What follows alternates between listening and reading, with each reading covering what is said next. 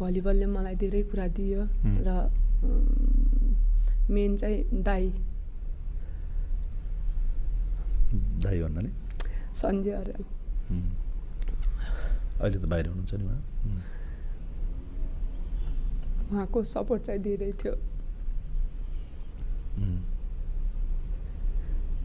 यो चाहिँ काट्दिनु है उहाँको चाहिँ तपाईँलाई खेल्ने बेलामा मोटिभेसन सपोर्ट अनि मैले टिका पनि लगाएको टिका लगाएको दाइ हो मेरो यो त काट्दिनु है अनि सञ्जयले त हेर्नु परेन त अनि बहिनीले मलाई सम्झेछ भनेर होइन यो त तपाईँको एउटा इमोसन छ नि त यो त तपाईँले चाहिँ म यहाँ सम्झिन्छु यहाँ यसो भन्छु मैले सोच्छु भने तपाईँलाई के थाहा थियो र हजुर तपाईँको करियरमा चाहिँ उहाँको भूमिका त्यति छ धेरै ठुलो किनकि म हार्दा म डिप्रेस हुँदा धेरै साथ दिनुभएको अनि मेरो बहिनी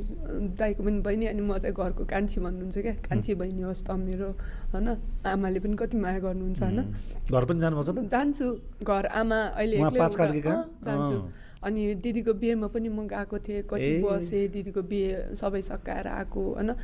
आफ्नो भन्छ नि ब्लडको नाता मात्र आफ्नो हुँदैन